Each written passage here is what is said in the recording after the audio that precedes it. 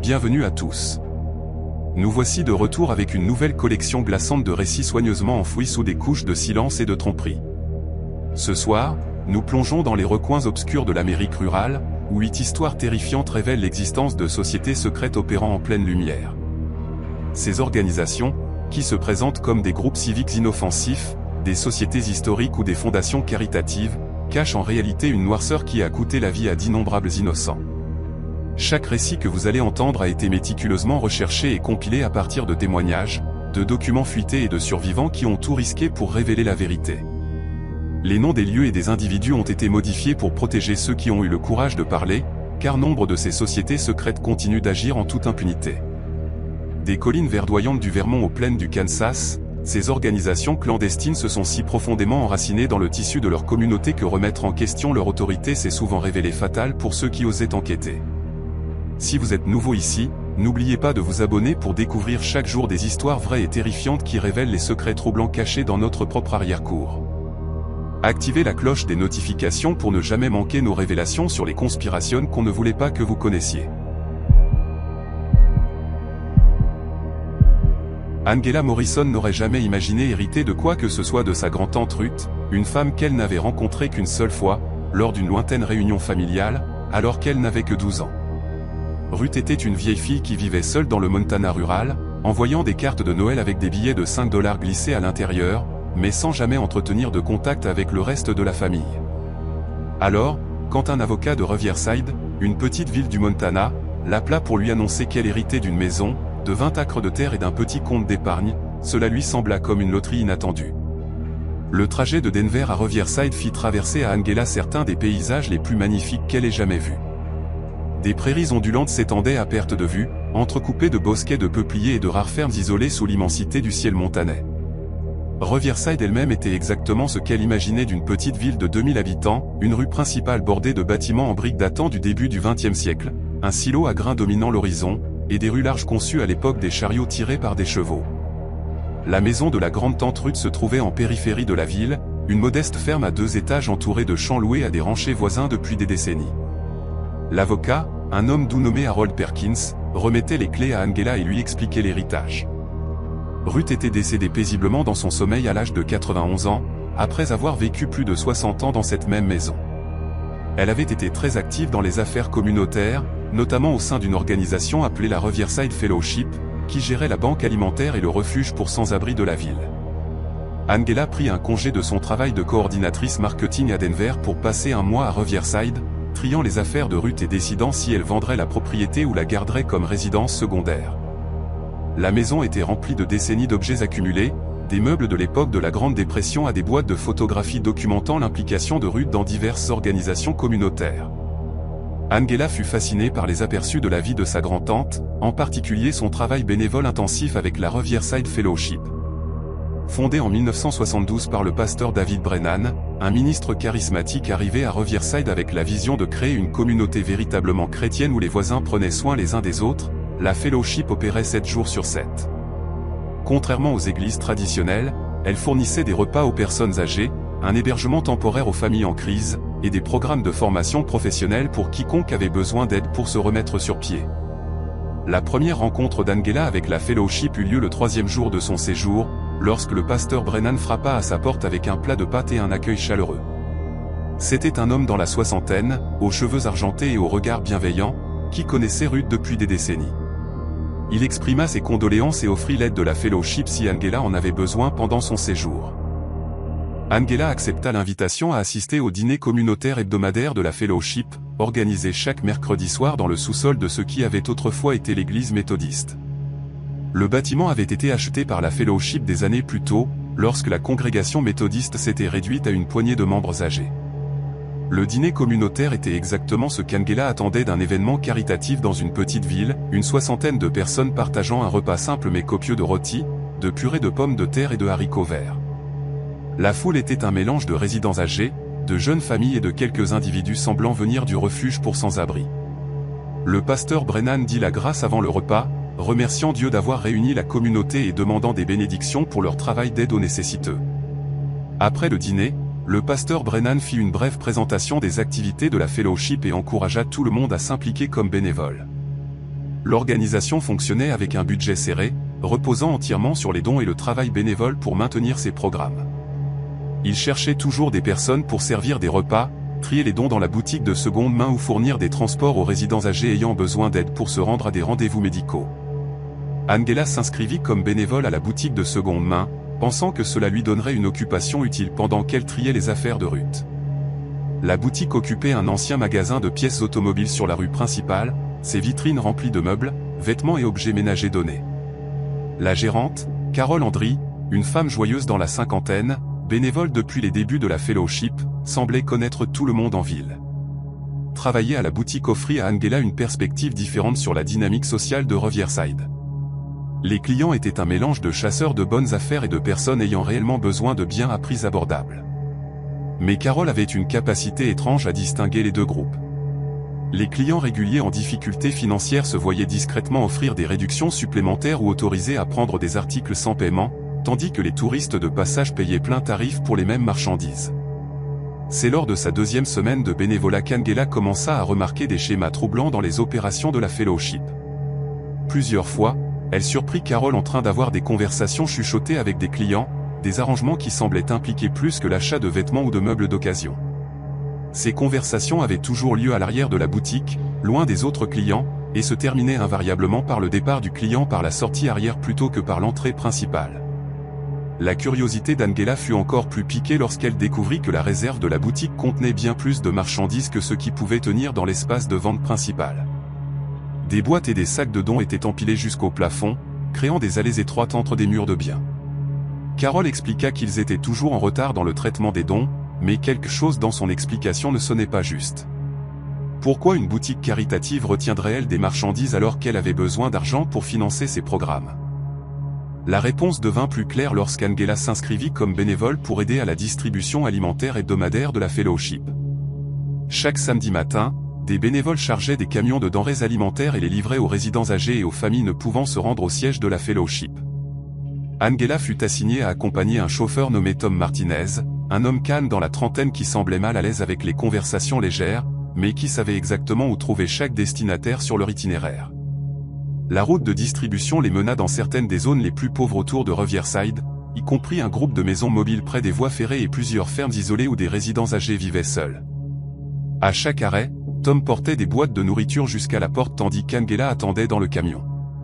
Elle remarqua que les conversations à chaque porte duraient bien plus longtemps que nécessaire pour une simple livraison de nourriture, et que les destinataires remettaient souvent à Tom des enveloppes ou de petits paquets avant qu'il ne retourne au camion.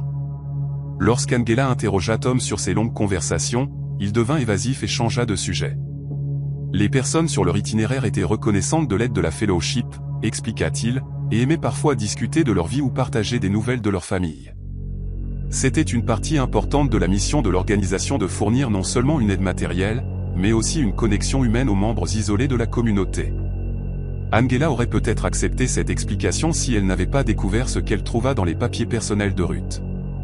Caché dans une boîte à chaussures au fond du placard de sa grand-tante se trouvait une collection de documents peignant une image très différente des activités de la Riverside Fellowship.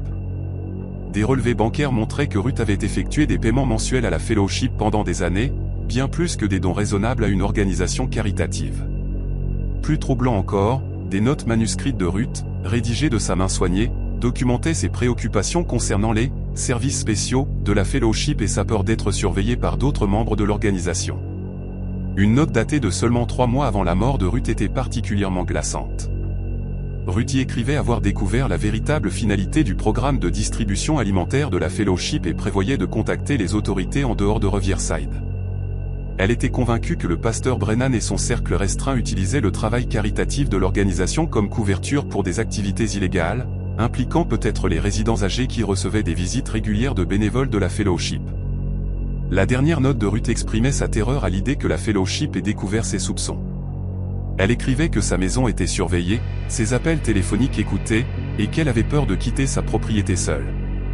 Elle avait caché des copies de preuves à divers endroits de la maison, espérant qu'un jour, quelqu'un les trouverait et révélerait la vérité sur les opérations de la Riverside Fellowship.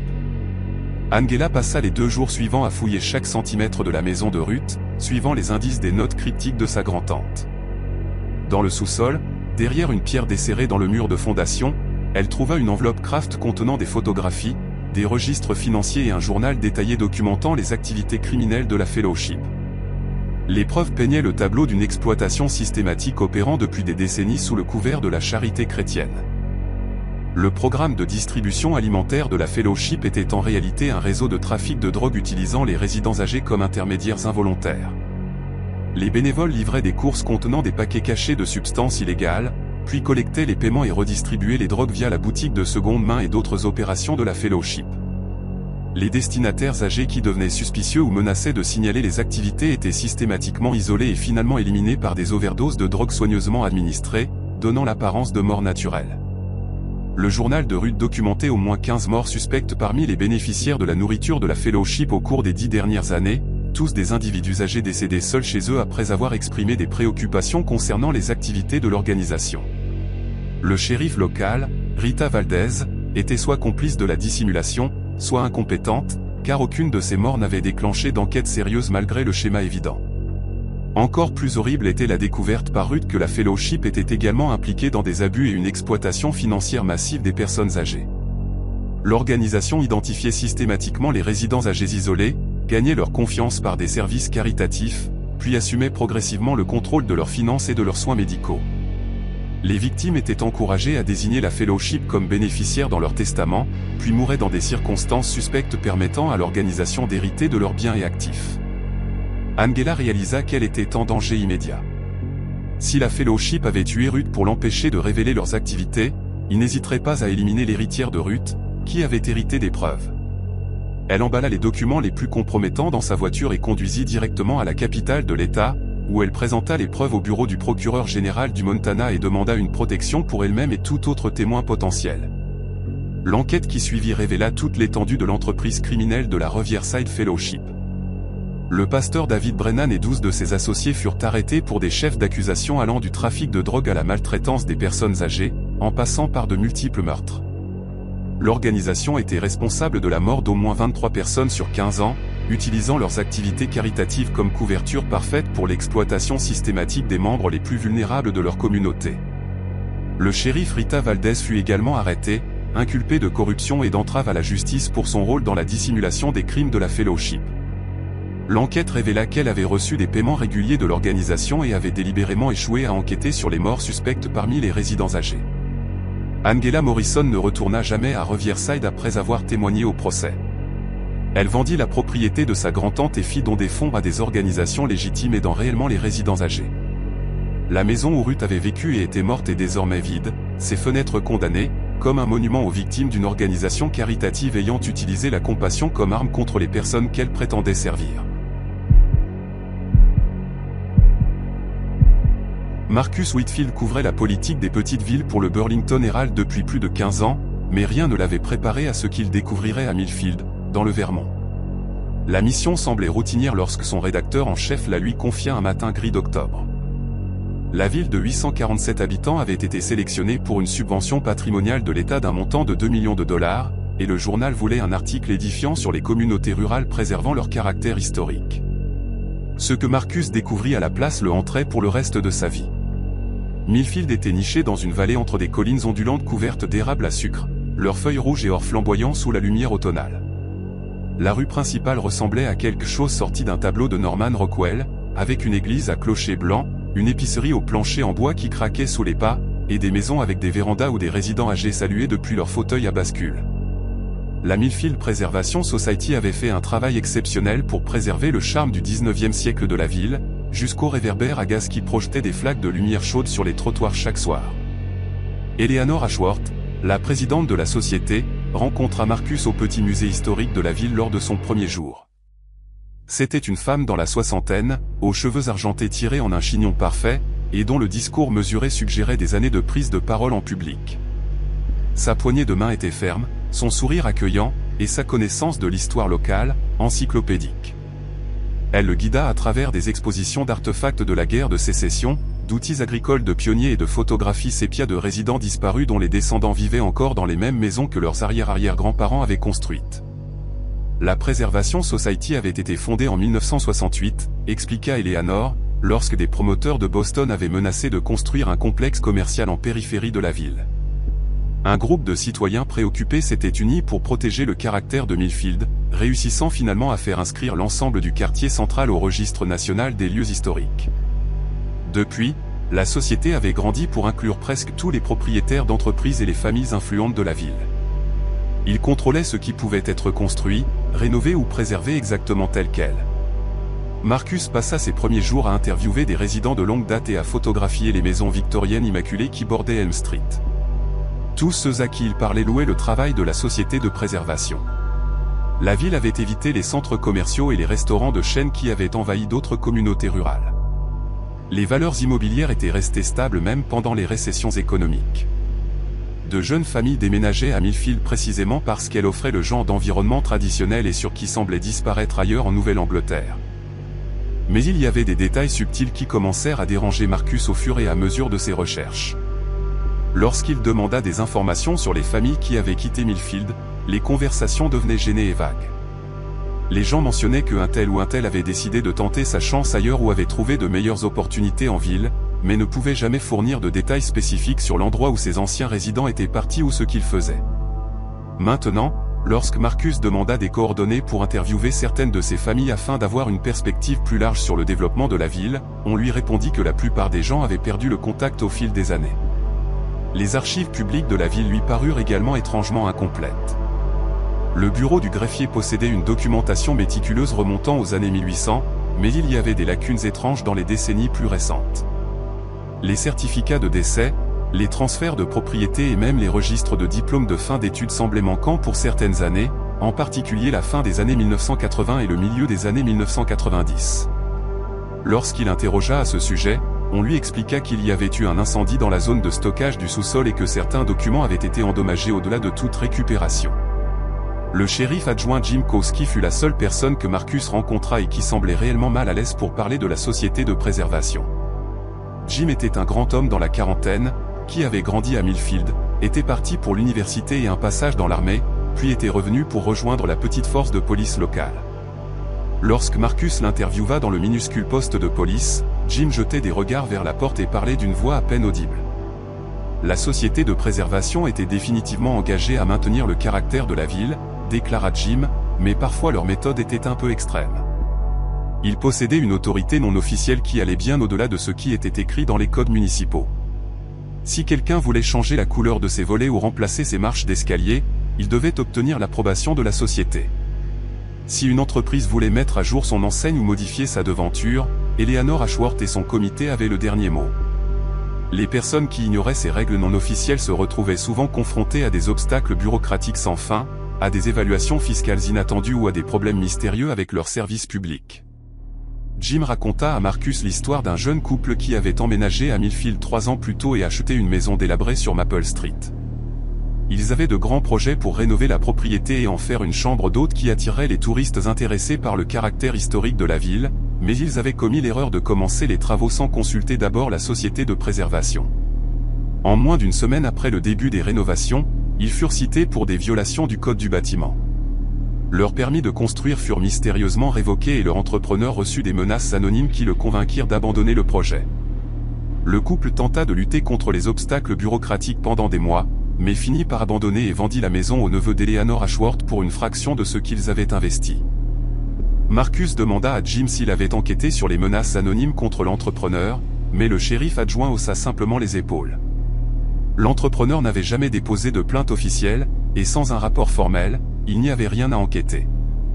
De plus, ajouta Jim avec un sourire amer, la société de préservation avait été très généreuse envers le département de police au fil des ans.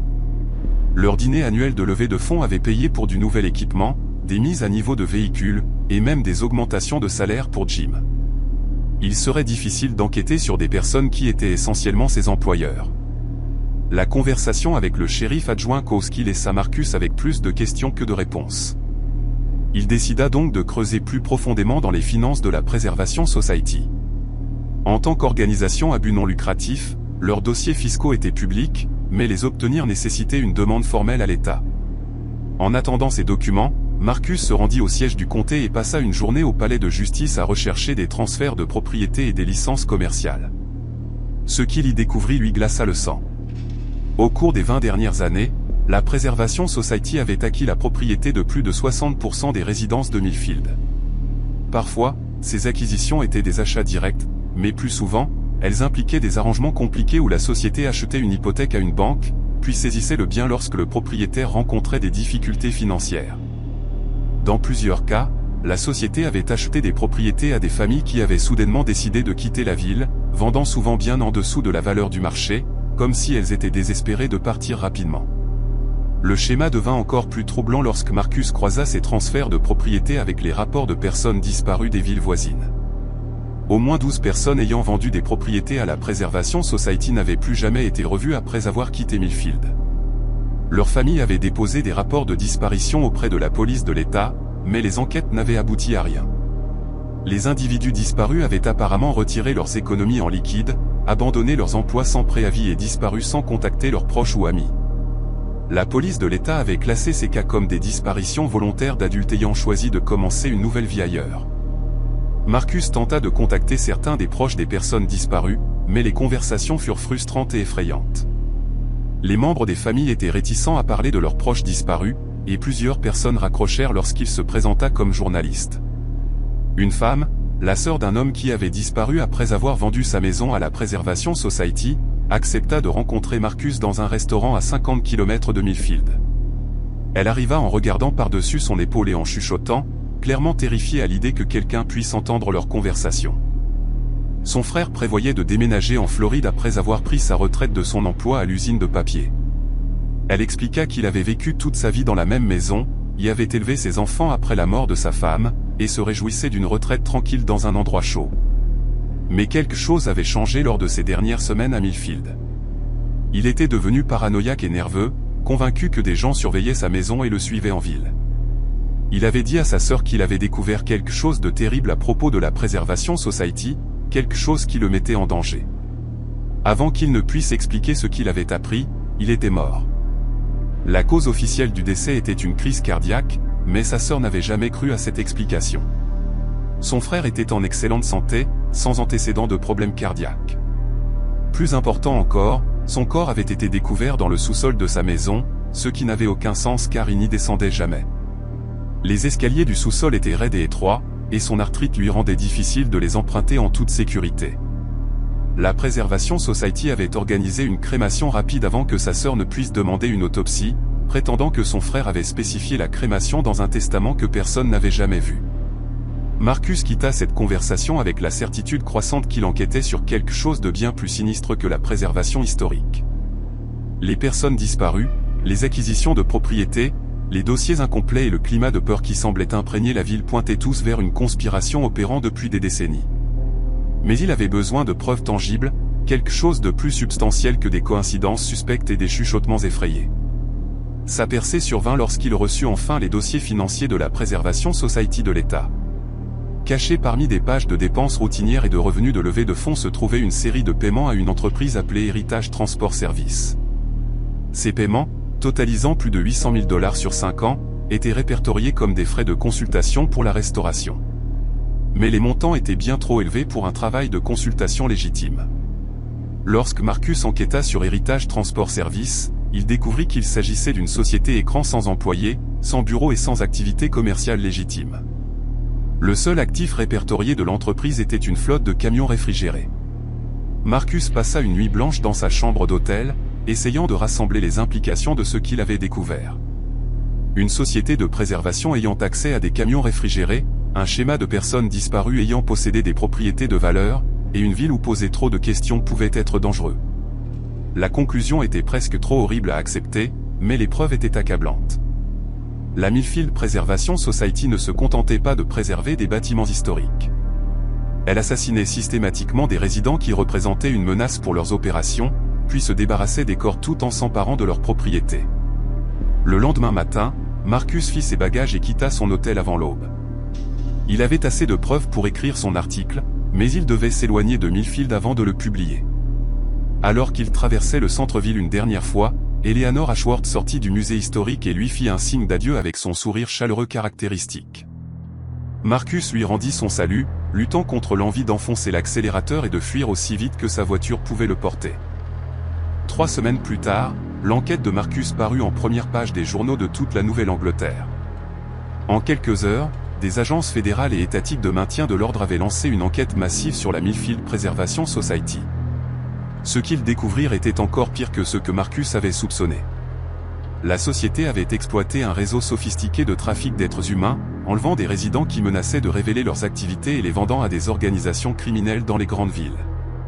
Les camions réfrigérés étaient utilisés pour transporter des victimes droguées, auxquelles on avait dit qu'elles étaient relocalisées vers de nouveaux emplois dans d'autres États.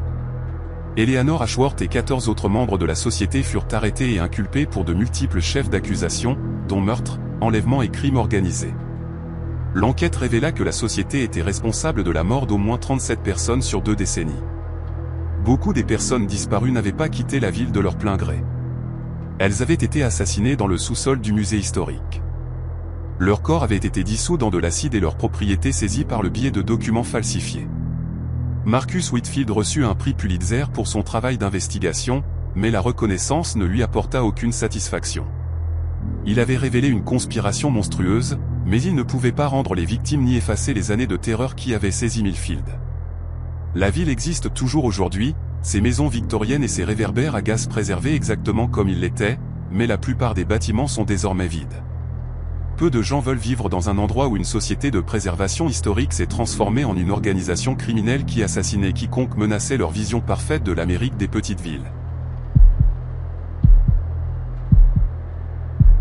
Tommy Rodriguez avait économisé pendant 3 ans pour ouvrir son atelier de réparation automobile à Cedar Grove, en Alabama, une petite ville de 2156 habitants située le long de l'autoroute 82, entre Montgomery et Tuscaloosa. La ville lui avait semblé parfaite pour son projet d'entreprise lorsqu'il l'avait visitée pour la première fois au printemps 2021. La rue principale conservait les vestiges de la prospérité des décennies passées, avec des bâtiments en briques solides qui avaient abrité des entreprises florissantes pendant les années fastes du coton. Le loyer était abordable, l'emplacement offrait une bonne visibilité depuis l'autoroute, et il était clair qu'il y avait un besoin pour un service automobile honnête dans une communauté où de nombreux résidents conduisaient des véhicules plus anciens nécessitant un entretien régulier. Tommy avait grandi à Birmingham, fils d'immigrés mexicains qui lui avaient appris la valeur du travail acharné et du traitement équitable des clients. Il avait passé 15 ans à travailler dans les ateliers des autres, apprenant tous les aspects de la réparation automobile tout en économisant de l'argent et en se forgeant une réputation de service fiable. Lorsqu'il ouvrit enfin Rodriguez Auto Service dans une ancienne station-service en périphérie du centre-ville de Cedar Grove, il eut l'impression de réaliser le rêve américain pour lequel ses parents avaient tant sacrifié. Les premiers mois se déroulèrent exactement comme Tommy l'avait espéré. La nouvelle se répandit rapidement dans la petite ville que le nouveau mécanicien était honnête, compétent et facturait des prix équitables pour son travail. Les agriculteurs amenaient leurs camions, les résidents âgés lui confiaient leurs berlines soigneusement entretenues, et les jeunes familles apprécient sa volonté d'expliquer ce qui n'allait pas avec leur véhicule et de proposer des options adaptées à leur budget. Tommy embaucha 2 employés à temps partiel et commença à envisager l'achat du bâtiment abritant son atelier. Sa première rencontre avec la Cedar Grove Business Alliance eut lieu un mardi matin étouffant d'août, lorsqu'une Cadillac noire se gara sur son parking et que 3 personnes en costume chair en descendirent. Le chef du groupe était un homme imposant dans la soixantaine nommé Frank Buchanan, qui se présenta comme le directeur exécutif de l'Alliance. Il était accompagné de la mère Patricia Donnelly, une femme aux yeux perçants qui occupait son poste depuis 12 ans, et d'un homme nommé Charles Webb, présenté simplement comme un acteur communautaire. Frank Buchanan avait une manière amicale mais ferme d'expliquer que l'Alliance servait de chambre de commerce officieuse pour Cedar Grove, aidant à coordonner le développement économique et à garantir que les nouvelles entreprises s'intégraient avec succès dans la communauté. Chaque propriétaire d'entreprise en ville était censé rejoindre l'Alliance et participer à ses activités, qui comprenaient des réunions mensuelles, des événements de levée de fonds communautaires et des campagnes publicitaires coopératives promouvant Cedar Grove comme une destination pour les acheteurs et les touristes. Les frais d'adhésion s'élevaient à $500 par mois, plus des cotisations supplémentaires pour des projets spéciaux et des améliorations communautaires. En échange, les membres de l'Alliance bénéficiaient d'une considération prioritaire pour les contrats municipaux, d'un traitement favorable dans les demandes de zonage et de permis, et d'une protection contre la concurrence déloyale. Frank insista particulièrement sur ce dernier point, expliquant que l'Alliance travaillait dur pour s'assurer que les entreprises établies ne soient pas sapées par de nouveaux venus ne comprenant pas les conditions locales du marché. Tommy déclina poliment l'offre d'adhésion, expliquant qu'il préférait se concentrer sur l'offre d'un bon service à ses clients plutôt que de participer à la politique des affaires. Son atelier se portait bien seul, dit-il, et il ne voyait pas l'utilité de payer des frais mensuels pour des avantages dont il n'avait pas besoin. Les 3 visiteurs échangèrent des regards à sa réponse, et la mère Donnelly prit une note sur un bloc-notes avant de partir sans autre argument. En moins d'une semaine, Tommy commença à rencontrer des problèmes semblant conçus pour le pousser à la faillite. L'inspecteur municipal des bâtiments arriva sans prévenir pour effectuer une révision complète de son atelier, citant des violations jamais mentionnées lors des inspections précédentes. Le chef des pompiers suivit 2 jours plus tard, ordonnant des modifications coûteuses à son système électrique et menaçant de fermer l'entreprise si les travaux n'étaient pas terminés dans les 30 jours. Un représentant de l'Agence de protection de l'environnement de l'État apparut la semaine suivante, prétendant qu'une personne avait signalé une élimination inappropriée de fluides automobiles. Chaque inspection aboutissait à des amendes et à des améliorations obligatoires coûtant des milliers de dollars que Tommy n'avait pas budgétisés pour la conformité réglementaire. Plus troublant encore, sa base de clients commença à se réduire sans explication. Les clients réguliers cessèrent d'amener leur véhicule à son atelier, offrant souvent des excuses vagues comme trouver un service plus proche de chez eux ou décider de faire entretenir leur voiture chez des concessionnaires à Montgomery. Tommy soupçonnait que l'Alliance des affaires était derrière ces ennuis, mais il n'avait aucune preuve de coordination entre l'organisation et les diverses agences gouvernementales qui scrutaient soudainement ses opérations. Lorsqu'il se plaignit aux responsables municipaux du harcèlement, on lui répondit que toutes les inspections étaient routinières et qu'un propriétaire d'entreprise maintenant des normes appropriées n'avait rien à craindre. La situation s'aggrava lorsque Tommy découvrit que quelqu'un avait répandu des rumeurs sur son atelier dans toute la ville. Les clients commencèrent à demander s'il était vrai qu'il utilisait des pièces de mauvaise qualité, qu'il avait été cité pour des violations environnementales, et que son assurance ne couvrait peut-être pas les travaux effectués dans son établissement. Tommy tenta de contrer ces rumeurs en offrant des références et en garantissant son travail. Mais les dégâts causés à sa réputation devenaient irréversibles. Sa percée dans la compréhension des méthodes de l'Alliance survint lorsque Janet Morris, une femme âgée qui avait été l'une de ses premières clientes, passa à l'atelier un soir après la fermeture. Janet avait apporté sa vieille Buick à Tommy pour l'entretien de routine, et il avait toujours apprécié sa franchise et ses paiements ponctuels, mais elle n'était pas venue à son atelier depuis plus d'1 mois, malgré des rendez-vous réguliers précédemment planifiés. Janet semblait nerveuse en expliquant qu'elle avait été abordée par Frank Buchanan à l'épicerie et informée que l'atelier de Tommy faisait l'objet d'une enquête de la part des autorités de l'État pour des pratiques commerciales frauduleuses. Buchanan avait suggéré que les clients continuant à utiliser Rodriguez Auto Service pourraient rencontrer des complications légales si l'enquête aboutissait à des accusations criminelles.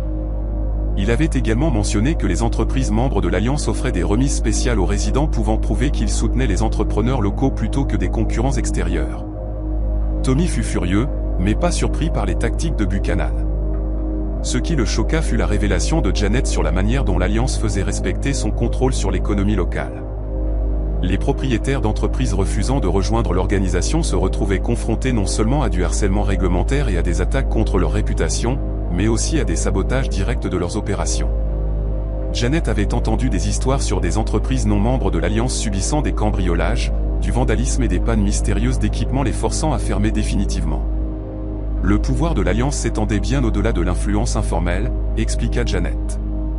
La famille de Frank Buchanan possédait le plus grand employeur de Cedar Grove depuis 3 générations, une usine textile fournissant des emplois à plus de 200 personnes. Le mari de la mère Donnelly était le président de la seule banque de la ville, qui détenait les hypothèques et les prêts commerciaux de la plupart de la population locale. Charles Webb possédait la plus grande ferme du comté et contrôlait les contrats d'approvisionnement agricole dont des dizaines de petits agriculteurs dépendaient pour leur subsistance. Ensemble, ces 3 individus et leurs alliés pouvaient rendre la vie impossible à quiconque remettait en question leur autorité. Ils pouvaient refuser des prêts, annuler des contrats, supprimer des emplois et coordonner le harcèlement gouvernemental jusqu'à ce que leur cible n'ait d'autre choix que de quitter la ville ou de se soumettre au contrôle de l'Alliance. Au fil des ans, ils avaient chassé des dizaines de concurrents potentiels et forcé chaque entreprise restante à accepter leurs conditions pour continuer à opérer à Cedar Grove. Tommy réalisa qu'il était confronté à un choix, rejoindre une conspiration criminelle ou perdre tout ce pour quoi il avait travaillé. L'Alliance opérait essentiellement comme un racket de protection, extorquant des paiements mensuels aux propriétaires d'entreprises en échange de la possibilité d'opérer sans interférence. Ceux qui payaient les frais recevaient un traitement préférentiel et une protection contre la concurrence, tandis que ceux qui refusaient étaient systématiquement détruits par des attaques coordonnées sur leurs finances, leur réputation et leurs actifs physiques. La décision devint plus facile lorsque Tommy découvrit des preuves du crime le plus grave de l'Alliance. En recherchant des registres fonciers au palais de justice, il trouva des documents de transfert de propriété suspects impliquant des entreprises forcées de fermer après avoir refusé de rejoindre l'Alliance. Dans chaque cas, l'entreprise en faillite avait été achetée pour une fraction de sa valeur par des sociétés écrans qui s'avérèrent plus tard contrôlées par des membres de l'Alliance. Encore plus troublant était un schéma de réclamation d'assurance déposé par des membres de l'Alliance dont les propriétés avaient subi des accidents opportuns éliminant la concurrence. Un restaurant ayant refusé de rejoindre l'Alliance avait brûlé dans des circonstances mystérieuses, permettant aux propriétaires d'un restaurant membre de l'Alliance d'étendre ses activités dans l'emplacement vacant. Un atelier de réparation automobile concurrent avait été détruit par une explosion de gaz que les enquêteurs attribuèrent à un dysfonctionnement de l'équipement. Malgré l'insistance du propriétaire sur le fait que l'équipement avait été récemment inspecté et correctement entretenu, Tommy commença à documenter secrètement ses interactions avec les membres de l'Alliance et les responsables gouvernementaux, enregistrant les conversations et photographiant les preuves du harcèlement coordonné qu'il subissait. Il contacta également des propriétaires d'entreprises dans les villes voisines ayant traité avec des organisations similaires, espérant construire un dossier qui exposerait les activités illégales de l'Alliance. Son enquête révéla que la Cedar Grove Business Alliance faisait partie d'un réseau plus large d'organisations similaires opérant dans tout l'Alabama rural. Ces groupes utilisaient des tactiques identiques pour contrôler les économies locales, partageant des stratégies et des ressources pour éliminer la concurrence et maximiser les profits de leurs membres. Le réseau incluait des responsables corrompus à plusieurs niveaux du gouvernement, créant un système de protection rendant extrêmement difficile pour les victimes de trouver de l'aide par des voies légales normales. La collecte de preuves de Tommy fut interrompue lorsque son atelier fut cambriolé un dimanche soir d'octobre. Les intrus n'avaient rien volé de valeur évidente, mais ils avaient fouillé ses classeurs et son ordinateur de bureau, cherchant clairement des informations spécifiques. Tommy réalisa que l'Alliance avait découvert son enquête et intensifierait bientôt ses efforts pour le chasser de la ville. Plutôt que d'attendre que la situation se détériore davantage, Tommy contacta le bureau du FBI à Birmingham et demanda une réunion avec des agents spécialisés dans le crime organisé et la corruption publique. Les preuves qu'il avait recueillies, combinées à des plaintes similaires de propriétaires d'entreprises dans d'autres villes, fournirent la base d'une enquête fédérale qui révélerait finalement les activités criminelles de l'Alliance. L'enquête du FBI révéla que la Cedar Grove Business Alliance et ses organisations affiliées opéraient ce qui équivalait à une entreprise criminelle depuis plus de 20 ans.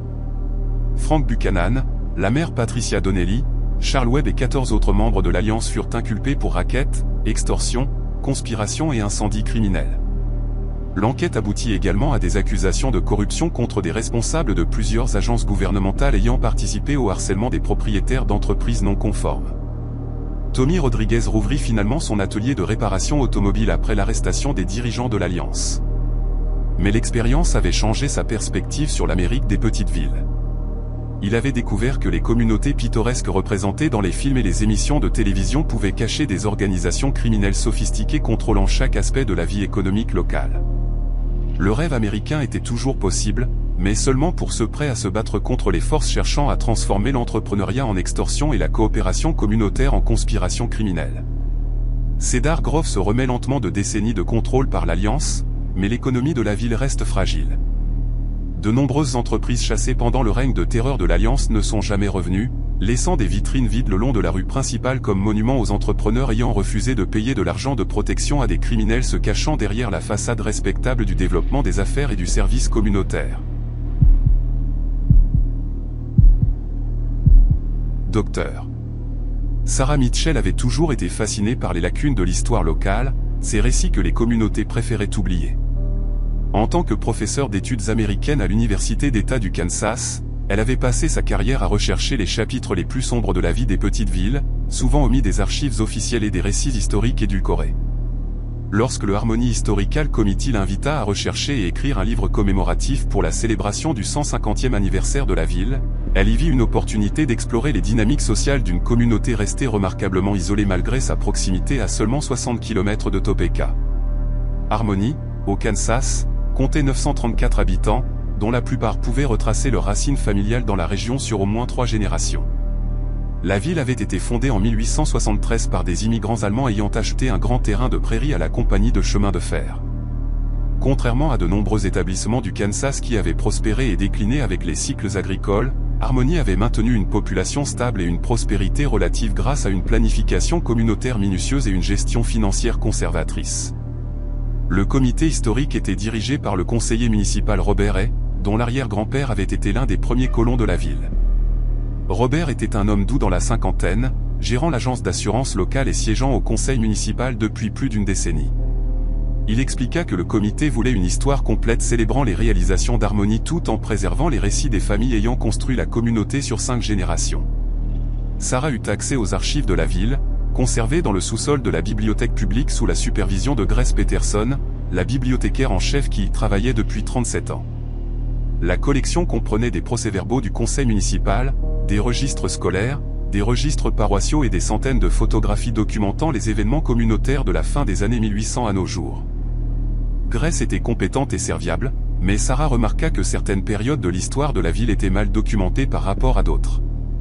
La lacune la plus évidente se situait dans les années 1960, lorsqu'Harmonie avait connu des changements significatifs mentionnés en passant, mais jamais expliqués en détail. Les références dans les procès-verbaux du conseil municipal suggéraient un important renouvellement de la population, des ventes de propriétés et la création de nouvelles organisations communautaires. Mais les documents de soutien expliquant ces changements manquaient dans les archives. Grace expliqua qu'il y avait eu une inondation dans le sous-sol de la bibliothèque dans les années 1980 et que de nombreux anciens registres avaient été endommagés au-delà de toute récupération. Sarah commença à interviewer des résidents de longue date pour combler les lacunes des archives écrites, mais elle rencontra rapidement une résistance lorsqu'elle posa des questions sur les années 1960. Les résidents âgés devenaient vagues et mal à l'aise en discutant de cette période, offrant des déclarations génériques sur des temps difficiles et des défis communautaires sans fournir de détails spécifiques. Les résidents plus jeunes semblaient sincèrement ignorant qu'il s'était passé quelque chose de significatif, suggérant que l'histoire avait été délibérément oubliée plutôt que transmise à travers les familles. Sa percée survint lorsqu'elle découvrit une collection privée de documents dans la succession d'une femme décédée l'année précédente. La fille de cette femme, qui nettoyait la maison de sa mère avant de la mettre en vente, avait trouvé une boîte de coupures de presse, de photographies et de notes manuscrites que sa mère avait apparemment cachées dans le grenier.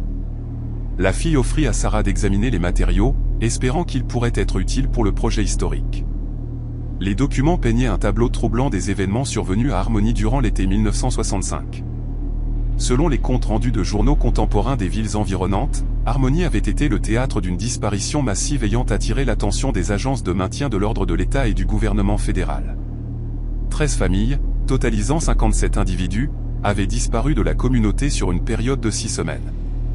Leurs maisons avaient été laissées intactes, leurs biens intacts, et leurs comptes bancaires non touchés, mais les personnes elles-mêmes avaient simplement disparu sans explication. Les familles disparues étaient toutes des nouveaux venus relatifs à Harmonie, ayant emménagé dans la région au cours des 5 années précédentes.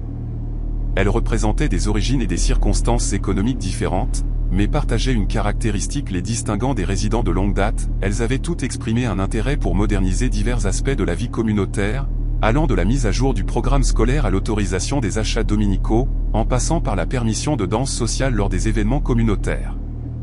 Leur disparition avait effectivement mis fin à toute discussion sur les changements sociaux qui auraient pu remettre en question les valeurs traditionnelles d'Harmonie. Sarah trouva une documentation supplémentaire dans de vieux journaux de Kansas City ayant couvert l'histoire comme un mystère régional. La police de l'État avait mené une enquête massive, interrogeant des centaines de résidents et fouillant des milliers d'acres de terres agricoles à la recherche de preuves sur ce qui était arrivé aux familles disparues. L'enquête avait été entravée par l'insistance de la communauté selon laquelle les familles avaient simplement décidé de déménager ailleurs, malgré l'absence de preuves soutenant une relocalisation volontaire. Les comptes rendus des journaux révélèrent des détails qui glacèrent le sang de Sarah. Plusieurs des familles disparues avaient dit à des amis et des parents dans d'autres villes qu'elles prévoyaient de rester à Harmonie de manière permanente, ayant fait des investissements significatifs dans des propriétés et des entreprises locales. Certaines avaient inscrit leurs enfants à l'école pour l'année académique à venir. Une famille était en train de construire une nouvelle maison, avec des matériaux de construction déjà livrés sur leur terrain, lorsqu'elles disparurent. Encore plus troublant était le timing des disparitions, survenu peu après que les familles disparues eurent commencé à s'organiser pour contester certaines décisions communautaires. Elles avaient remis en question le contrôle du comité historique sur le développement des propriétés, objecté aux exigences religieuses pour la participation aux activités civiques, et plaidé pour des politiques plus inclusives concernant les nouveaux venus ne partageant pas l'héritage luthérien allemand de la communauté. Sarah réalisa qu'elle était tombée sur des preuves de ce qui semblait être une élimination systématique des membres de la communauté menaçant l'ordre social établi. Le comité historique, plutôt que d'être une organisation bénigne dédiée à la préservation de la culture locale, semblait avoir été l'organe de coordination d'une conspiration ayant abouti à la disparition de près de 60 personnes. Son enquête prit un tournant dangereux lorsqu'elle tenta de vérifier les détails des comptes rendus de journaux en examinant les dossiers officiels au palais de justice du comté. Les dossiers du shérif de 1965 étaient manquants, apparemment perdus lors d'une rénovation de bureaux au début des années 1990. Les registres fonciers montraient que les maisons et les entreprises appartenant aux familles disparues avaient été vendues dans les mois suivant leur disparition, mais les ventes avaient été traitées par un processus juridique semblant conçu pour obscurcir les véritables acheteurs. Sarah découvrit que la plupart des propriétés des familles disparues avaient finalement abouti entre les mains de résidents de longue date d'Harmony, souvent à des prix bien inférieurs à la valeur du marché. Les transactions avaient été traitées par un cabinet d'avocats à Topeka depuis fermé, et l'avocat ayant géré les ventes était décédé des années plus tôt. Le schéma suggérait un vol systématique de propriétés de familles n'étant plus en vie pour protéger leurs intérêts. Lorsque Sarah tenta de discuter de ses découvertes avec Robert Hay, sa réaction confirma ses pires soupçons sur l'implication du comité historique dans la dissimulation. Hay devint agité et défensif, insistant sur le fait que Sarah interprétait mal les événements historiques et tirait des conclusions non soutenues par des preuves fiables. Il suggéra qu'elle se concentre sur des aspects plus positifs du développement d'Harmony, en particulier les réalisations de la communauté dans l'agriculture et l'éducation. Et mentionna également que le comité avait des préoccupations concernant les méthodes de recherche de Sarah et se demandait si elle était la bonne personne pour écrire le livre commémoratif.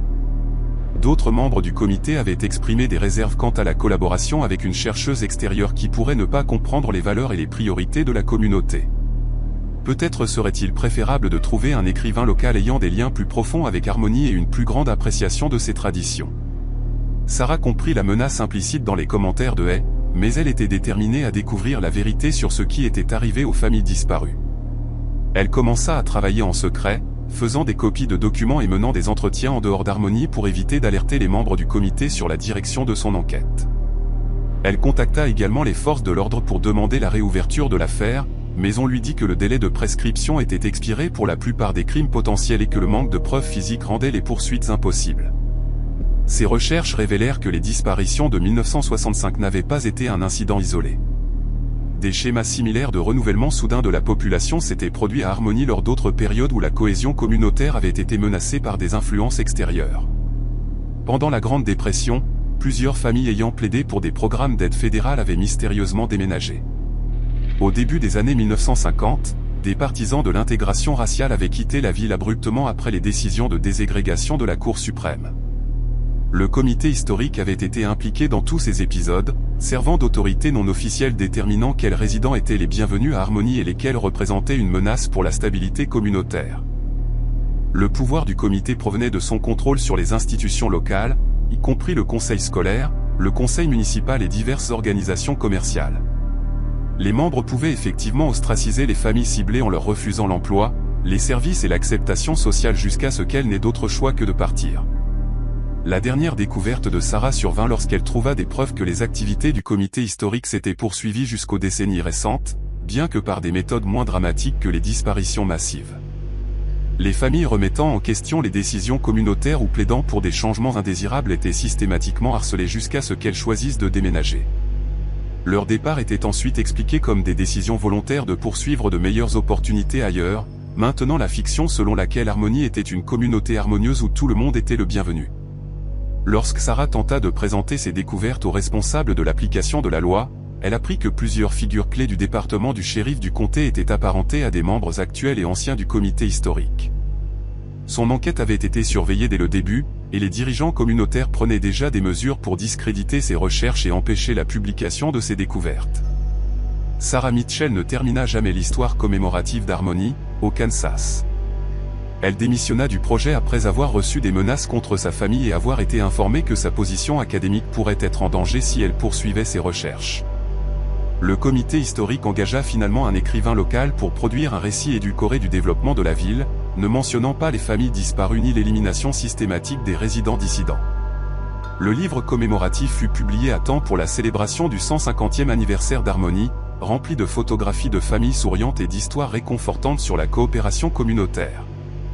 Les visiteurs de la célébration commentèrent à quel point la ville semblait bien préservée et à quel point les résidents étaient amicaux. Peu d'entre eux réalisaient qu'ils marchaient dans une communauté où remettre en question l'ordre établi pouvait encore s'avérer fatal pour ceux assez naïfs pour croire que les petites villes américaines étaient réellement les lieux démocratiques et inclusifs qu'elles prétendaient être.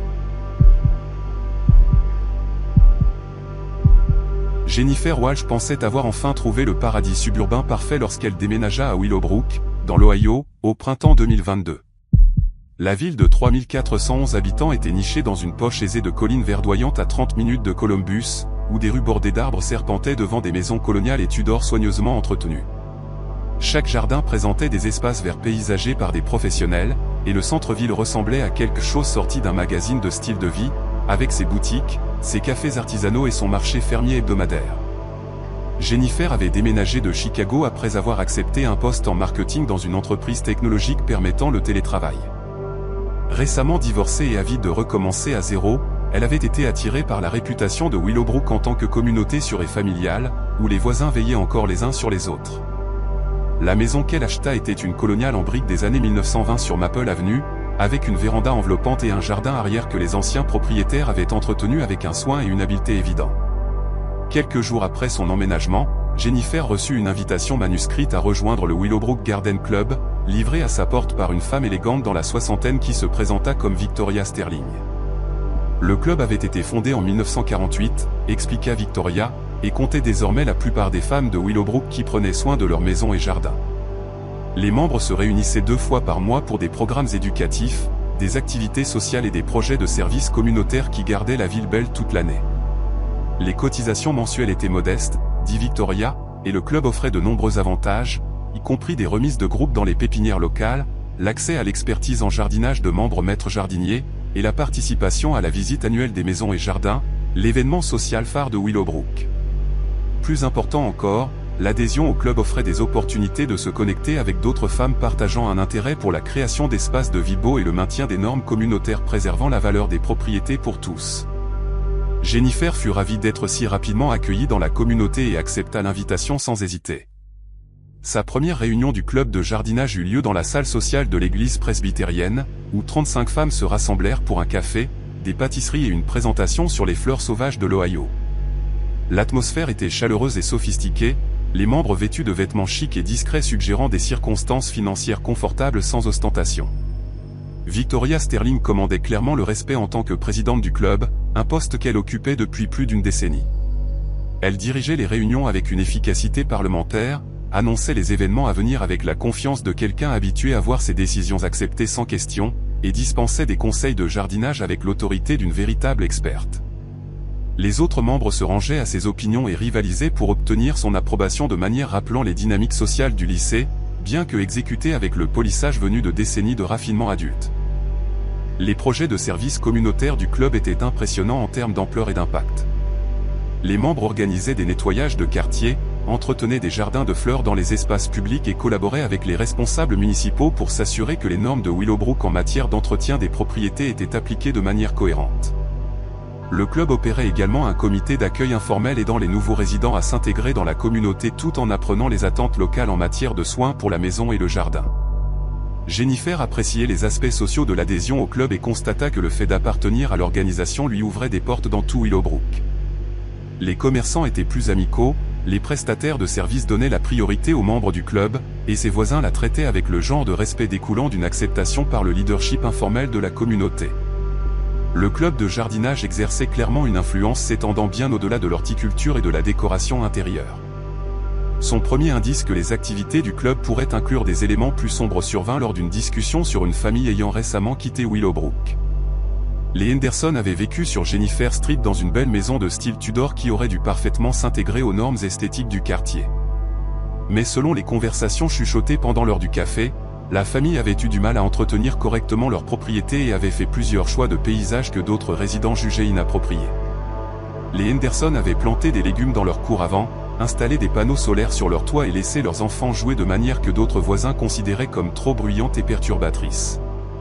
Plus problématique encore, Madame Henderson avait décliné à plusieurs reprises les invitations à rejoindre le club de jardinage, expliquant qu'elle préférait consacrer son temps bénévole à l'activisme environnemental et aux causes de justice sociale qu'elle jugeait plus importantes que l'embellissement du quartier.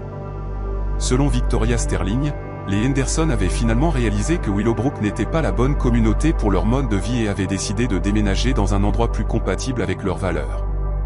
Leur maison s'était vendue rapidement à une famille charmante qui comprenait déjà l'importance de maintenir les normes du quartier.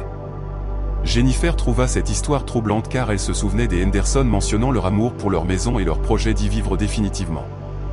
Mais elle supposa que les circonstances avaient changé de manière que les outsiders ne pouvaient pas comprendre. Ses préoccupations s'approfondirent lorsqu'elle fut témoin de la réponse du club de jardinage à une autre famille dont l'entretien de la propriété était devenu problématique. Les Kramer vivaient dans une coloniale des années 1930 qui avait été magnifiquement entretenue jusqu'à ce que M. Kramer développe des problèmes de santé rendant difficile pour lui de s'occuper de ses jardins étendus. Le couple était âgé et vivait avec un revenu fixe ne permettant pas de service de paysage professionnel. Ainsi, leur cour autrefois immaculée devint progressivement envahie par la végétation et encombrée d'équipements qu'ils ne pouvaient plus gérer. Plutôt que d'offrir de l'aide aux couples de personnes âgées en difficulté, plusieurs membres du club de jardinage lancèrent une campagne de harcèlement subtil destinée à les pousser à vendre leur maison. Des plaintes anonymes furent déposées auprès des services municipaux de contrôle des codes, aboutissant à des avis de violation pour des infractions mineures qui avaient été ignorées lorsque la propriété était bien entretenue. Les voisins commencèrent à commenter bruyamment la baisse des valeurs immobilières chaque fois qu'ils passaient devant la maison des Kramer, s'assurant que le couple âgé puisse entendre leur désapprobation. Jennifer suggéra que le club de jardinage organise des bénévoles pour aider les Kramer à entretenir leur cour, mais Victoria Sterling écarta l'idée avec un sourire froid. La mission du club était de préserver les normes communautaires, pas d'aider les résidents incapables d'assumer leurs responsabilités.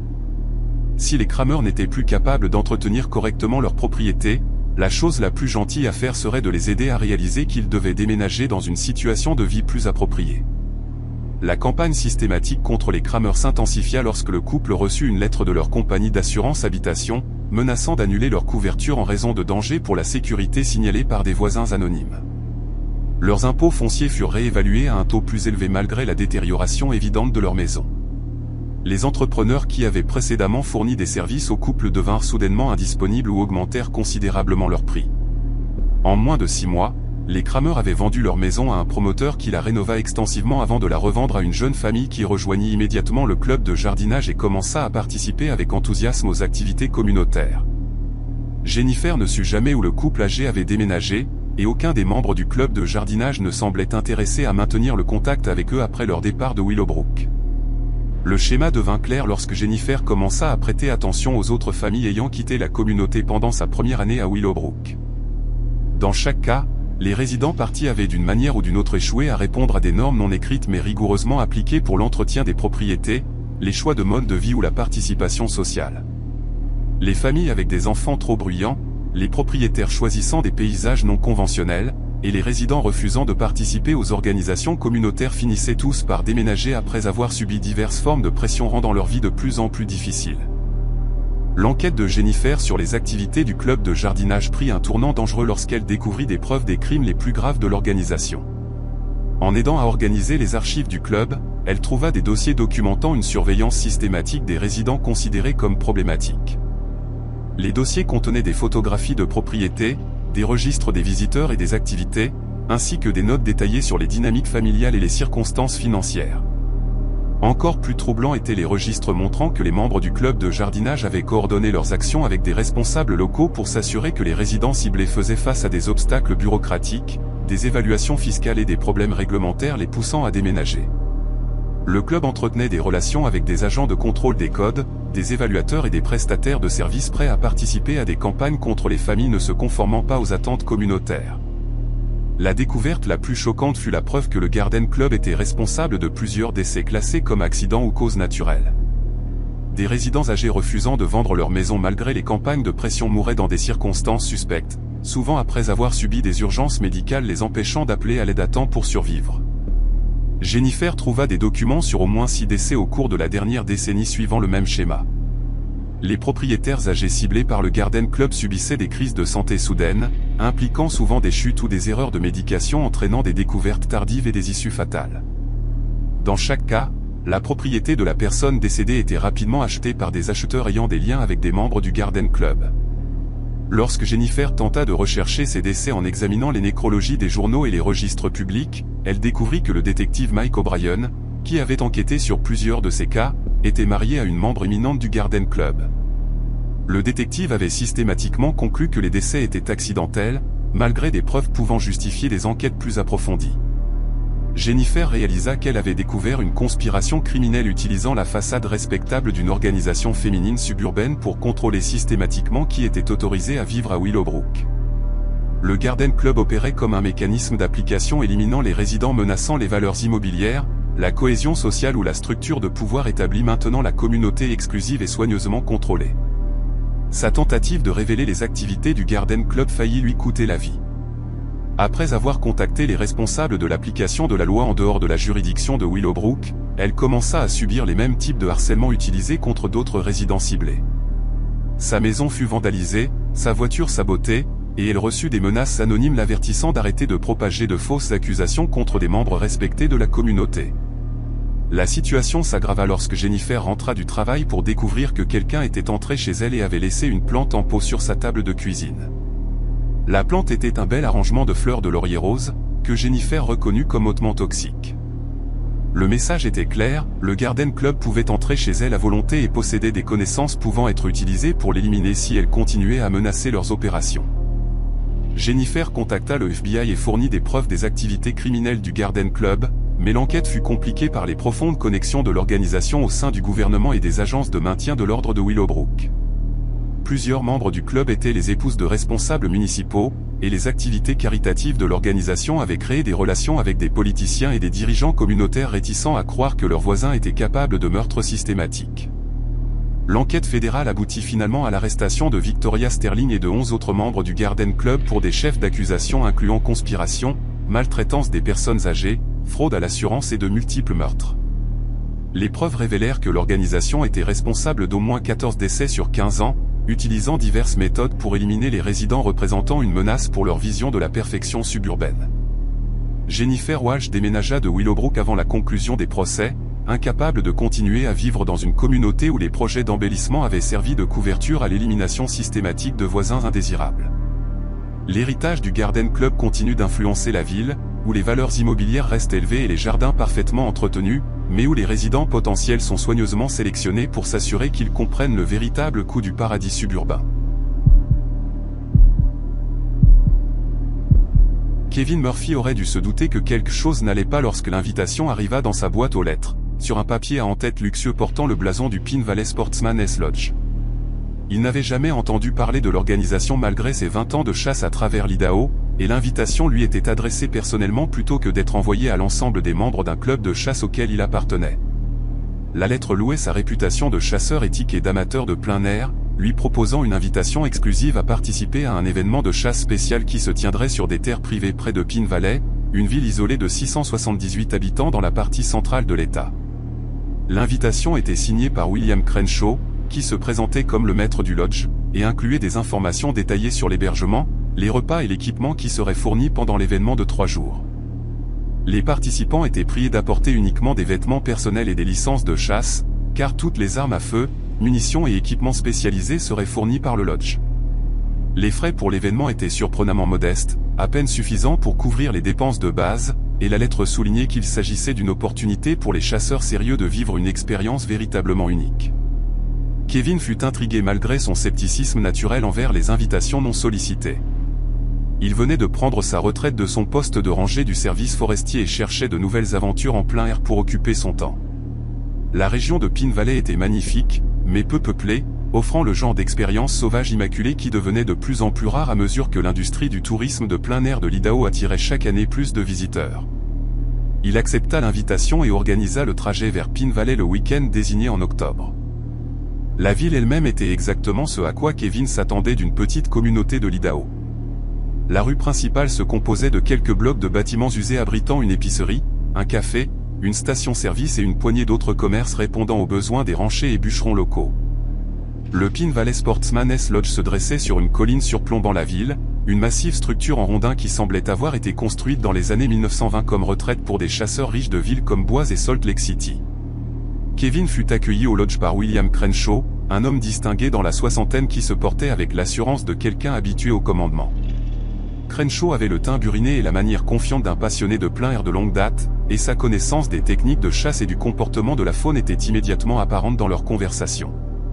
Il expliqua que le lodge opérait depuis plus de 50 ans, accueillant des événements de chasse exclusifs pour des membres partageant un engagement envers les valeurs traditionnelles de plein air et les pratiques de chasse éthiques.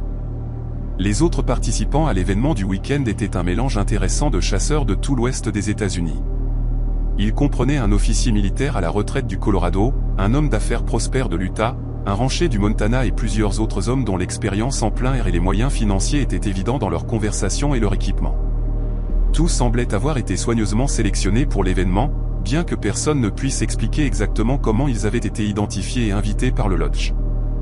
Le premier jour de l'événement suivit un format traditionnel que Kevin trouva familier et confortable.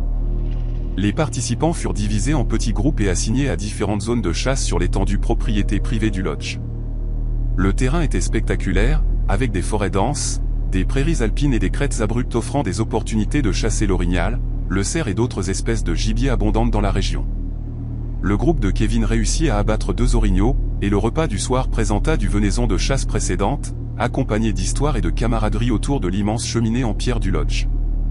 Le deuxième jour commença à révéler des aspects troublants des activités du lodge que Kevin n'avait pas anticipés. Plutôt que de continuer avec la chasse traditionnelle, les participants furent initiés à ce que Crenshaw décrivit comme des techniques de chasse avancées mettant à l'épreuve leurs compétences contre des proies plus redoutables. Le briefing du matin incluait des cartes détaillées de terrains inconnus et des références à des méthodes de chasse semblant aller au-delà des pratiques normales de plein air. L'inconfort de Kevin grandit lorsqu'on lui remit un équipement semblant excessif pour la chasse à la faune. En plus d'un fusil puissant et d'un équipement de chasse normal, il reçut des équipements de vision nocturne, des dispositifs de suivi et des radios de communication suggérant qu'il poursuivrait une proie bien plus dangereuse que les cerfs ou les orignaux. Lorsque Kevin interrogea Crenshaw sur l'équipement inhabituel, ce dernier expliqua que le lodge se spécialisait dans des expériences de chasse poussant les participants à leurs limites et testant leurs compétences contre des adversaires dignes. La zone de chasse pour le deuxième jour était située au cœur de la nature sauvage, accessible uniquement par des véhicules tout-terrain transportant les participants vers une zone de départ éloignée avant l'aube. Kevin se retrouva à parier avec l'officier militaire à la retraite, un homme nommé colonel Richard, qui semblait familier avec les techniques de chasse plus avancées du lodge. Richard expliqua que le Pine Valley Sportsman's Lodge était connu dans certains cercles de chasse pour offrir des expériences qu'on ne trouvait nulle part ailleurs, des opportunités de chasse attirant des passionnés de plein air sérieux à la recherche de l'épreuve ultime de leurs compétences. Kevin commença à comprendre ce que ces opportunités de chasse impliquaient lorsqu'ils tombèrent sur le premier indice qu'ils ne chassaient pas des animaux. Caché dans des broussailles denses près d'un ruisseau se trouvait un campement montrant des signes de récente habitation humaine. Le site comprenait une tente, du matériel de camping et des effets personnels suggérant qu'une personne avait vécu dans la nature sauvage pendant plusieurs jours. Le camp semblait avoir été abandonné à la hâte, avec de la nourriture encore éparpillée autour d'un foyer froid et des vêtements laissés accrochés aux branches des arbres.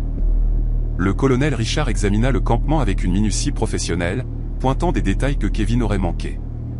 La personne ayant vécu ici était inexpérimentée en survie en milieu sauvage, expliqua Richard, en se basant sur le mauvais choix de l'emplacement, la construction inadéquate de l'abri et l'élimination négligente des déchets qui attireraient les prédateurs. Plus important encore, l'individu était probablement encore dans les parages, ayant fui le campement récemment assez pour que les traces et autres signes soient encore frais. Kevin réalisa avec une horreur croissante qu'il ne chassait pas du gibier, mais participait à une sorte d'activité de chasse humaine. Les proies que Crenshaw avait décrites comme des adversaires dignes étaient des personnes, probablement des individus amenés dans la région sauvage éloignée spécifiquement pour être chassés par des clients payants cherchant l'expérience ultime en plein air. L'équipement coûteux, la sélection minutieuse des participants et l'emplacement reculé avaient tous un sens lorsqu'on les considérait comme des composantes de la chasse humaine organisée plutôt que comme une activité récréative en plein air légitime. Ces tentatives de se retirer de l'activité furent accueillies par une résistance ferme de la part du colonel Richard, qui expliqua que les participants découvrant la véritable nature des activités du lodge n'étaient pas autorisés à partir avant la fin de l'événement de chasse. Kevin était désormais témoin d'une activité criminelle qui ne pouvait pas être signalée aux autorités extérieures. Il devrait participer pleinement à la chasse, démontrer son engagement envers la confrérie spéciale du lodge et prouver qu'on pouvait lui faire confiance pour maintenir le secret protégeant les opérations de l'organisation. La chasse se poursuivit tout au long de la journée alors que Kevin et le colonel Richard traquaient leur proie humaine à travers un terrain de plus en plus accidenté. Leur gibier était une jeune femme survivant dans la nature sauvage depuis plusieurs jours, probablement après avoir été relâchée avec un équipement minimal et informée qu'elle serait chassée par des hommes armés considérant son élimination comme une activité récréative.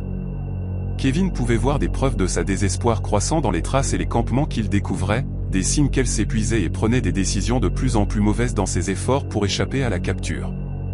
Kevin tenta de saboter la chasse en fournissant de fausses informations sur les traces et en suggérant de mauvaises directions lorsque le colonel Richard le consultait sur les mouvements probables de leur proie.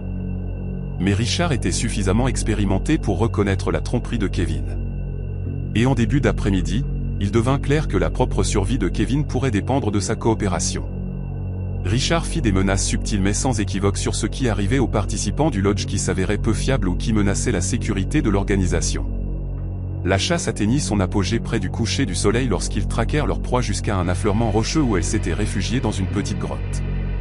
Le colonel Richard positionna Kevin pour bloquer une voie d'évasion tandis qu'il approchait la grotte d'une autre direction, avec l'intention de forcer la femme à sortir à découvert où elle pourrait être facilement abattue. Kevin se retrouva face à un choix impossible, participer à un meurtre ou risquer sa propre vie en refusant de coopérer à la chasse.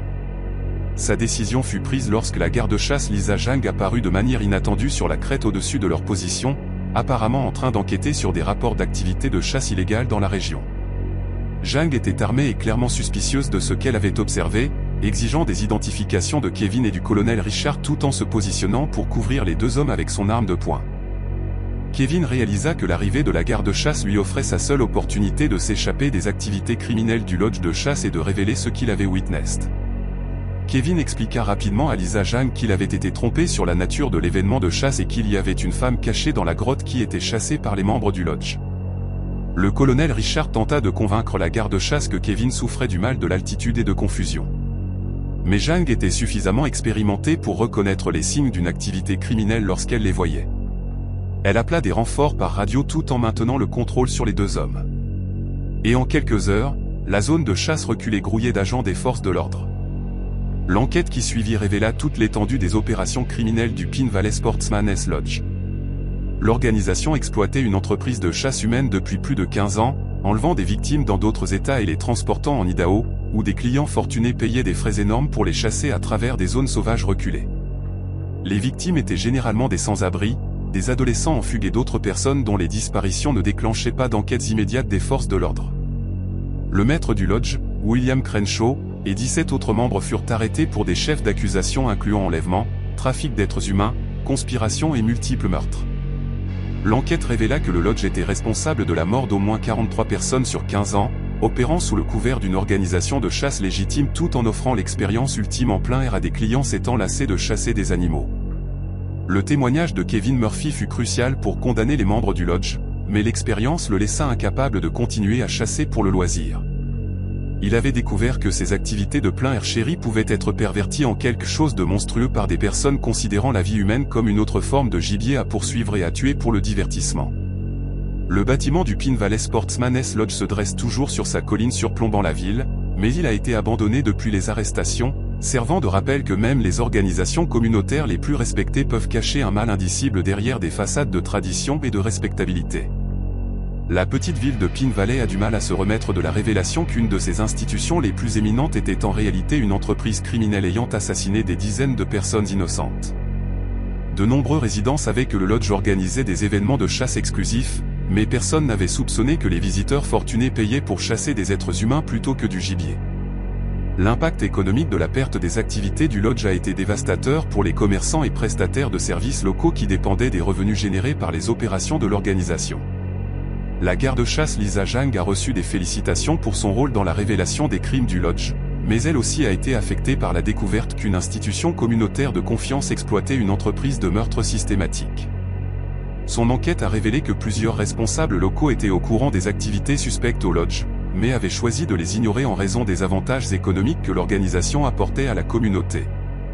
La corruption et l'aveuglement volontaire ayant permis les opérations du lodge pendant tant d'années ont démontré à quel point les petites communautés pouvaient devenir complices de crimes indicibles lorsque ces crimes étaient commis par des organisations riches et respectées. Michelle Thompson cherchait un travail bénévole significatif depuis son déménagement à Maplewood, dans le Wisconsin, une ville pittoresque de 1718 habitants nichée parmi des collines verdoyantes couvertes de forêts d'érable et de chênes. La promotion de son mari les avait amenés de Milwaukee à cette communauté charmante où la rue principale était bordée de bâtiments du 19e siècle bien préservés et où les voisins se saluaient encore depuis leur véranda. Michelle avait toujours cru en la nécessité de redonner à la communauté, et la Maplewood Service League semblait être l'organisation parfaite pour canaliser son désir d'aider les autres.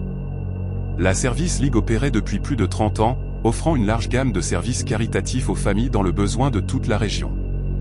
Leur programme comprenait une épicerie sociale, une aide d'urgence pour les familles confrontées à des crises financières, un tutorat après l'école pour les élèves en difficulté et un programme de camp d'été pour les enfants de ménages à faible revenu. L'organisation était très respectée dans tout le centre du Wisconsin, recevant régulièrement des subventions de fondations et d'agences gouvernementales reconnaissant leur travail efficace pour lutter contre la pauvreté et les problèmes sociaux dans les communautés rurales. Anna Brox, la directrice exécutive de la Service League, était une femme impressionnante dans la cinquantaine qui avait consacré sa carrière au travail à but non lucratif. Elle avait fondé l'organisation après avoir reconnu que les petites villes comme Maplewood manquaient souvent des services sociaux disponibles dans les grandes villes, laissant les familles vulnérables sans aide lorsqu'elles rencontraient des difficultés. Sous sa direction, la Service League était passée d'un petit groupe de bénévoles à une organisation gérée professionnellement avec un budget annuel de plus de 2 millions de dollars et des programmes servant des centaines de familles chaque année. Michelle fut immédiatement impressionnée par l'ampleur et l'efficacité du travail de la Service League lorsqu'elle assista à sa première séance d'orientation pour bénévoles. L'organisation opérait depuis un entrepôt converti en périphérie de la ville, avec des zones séparées pour la distribution de nourriture, les dons de vêtements, les bureaux administratifs et les activités des programmes. L'installation grouillait d'activités alors que les bénévoles triaient les dons, préparaient les repas et coordonnaient les services pour les clients arrivant tout au long de la journée en quête d'aide. Anna Brox expliqua que la Service League servait des familles d'une large zone géographique, y compris de nombreux clients voyageant d'autres comtés pour accéder à des services non disponibles dans leur communauté d'origine. L'organisation avait développé une réputation pour fournir de l'aide sans jugement, offrant une assistance à quiconque en avait besoin, indépendamment de leurs circonstances ou de leur origine. Cette approche avait rendu la Service League particulièrement efficace pour atteindre les familles qui pourraient être réticentes à chercher de l'aide auprès des agences gouvernementales ou des œuvres de charité traditionnelles. Michelle fut affectée au programme d'aide aux familles de l'organisation, qui fournissait une aide d'urgence aux ménages confrontés à des crises immédiates telles que l'expulsion, la coupure des services publics ou les urgences médicales. Son rôle impliquait d'interviewer les clients pour évaluer leurs besoins, les connecter aux ressources appropriées et faire un suivi pour s'assurer que l'assistance avait été efficace.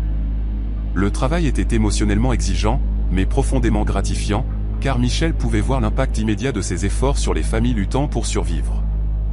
Au cours de ses premières semaines en tant que bénévole, Michelle fut frappée par le nombre de familles avec enfants cherchant de l'aide auprès de la Service League. Beaucoup de ces familles étaient dirigées par des mères célibataires travaillant à plusieurs emplois mais toujours incapables de joindre les deux bouts dans une économie offrant peu d'opportunités aux personnes sans diplôme universitaire. Les enfants de ces familles montraient souvent des signes de stress chronique et de malnutrition, et Michelle fut touchée par leur résilience face à des circonstances qui mettraient à l'épreuve la plupart des adultes. Anna Brox semblait particulièrement engagée à aider les enfants, passant souvent du temps supplémentaire avec les jeunes clients et s'assurant qu'ils recevaient non seulement une assistance matérielle, mais aussi un soutien émotionnel et des encouragements. Elle mentionnait fréquemment son enfance difficile dans les conversations avec les bénévoles, expliquant que ses expériences personnelles l'avaient motivée à consacrer sa vie à protéger les enfants vulnérables contre le genre de traumatisme et de négligence qu'elle avait enduré. Cette connexion personnelle avec le travail en faisait une leader inspirante qui attirait des bénévoles dévoués et des donateurs généreux. Le premier signe que quelque chose n'allait pas dans les opérations de la Service League survint lorsque Michelle remarqua des incohérences dans la manière dont certaines familles étaient traitées par l'organisation. Certains clients recevaient une assistance étendue et un soutien continu, tandis que d'autres se voyaient offrir une aide minimale et semblaient être découragés de revenir pour des services supplémentaires. Les différences ne semblaient pas basées sur les besoins ou les circonstances, car certaines des familles recevant moins d'assistance semblaient être dans des situations plus désespérées que celles recevant un traitement préférentiel. Lorsque Michelle interrogea Anna Brox à ce sujet, on lui répondit que l'organisation devait prendre des décisions difficiles concernant l'allocation des ressources et que certaines familles étaient mieux à même de bénéficier de l'assistance que d'autres. Les familles démontrant un engagement à améliorer leur situation et suivant les recommandations de la Service League étaient plus susceptibles de recevoir un soutien continu, tandis que celles semblant incapables ou peu disposées à apporter des changements positifs recevaient une aide temporaire mais pas un investissement à long terme. Michelle trouva cette explication troublante car elle semblait contredire la mission déclarée de la Service League d'aider quiconque en avait besoin.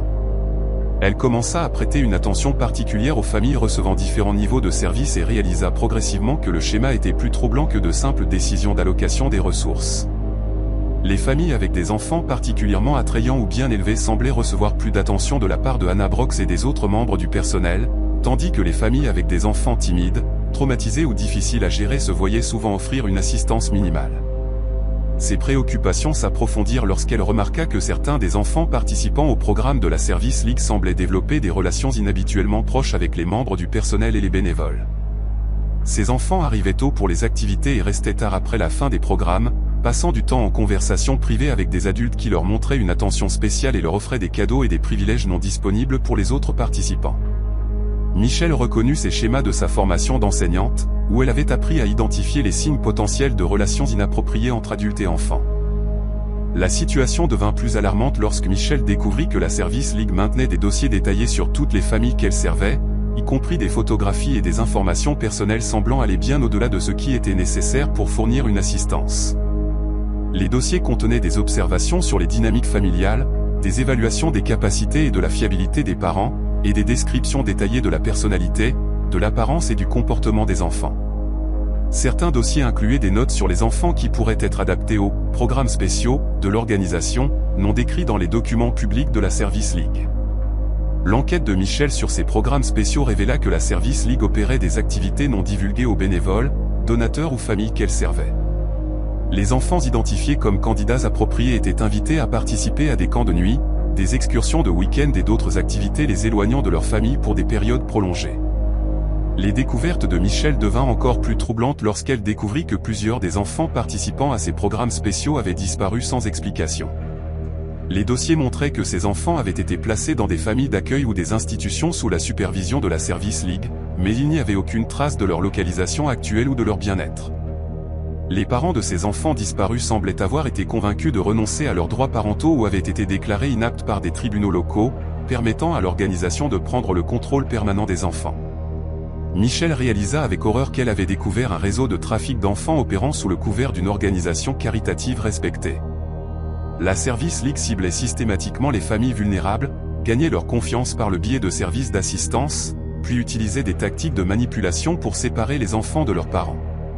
Les enfants étaient ensuite placés dans un système de familles d'accueil et d'institutions contrôlées par l'organisation, où ils pouvaient être exploités ou vendus à des adoptants payant des frais substantiels pour des enfants, bien élevés, et adaptables.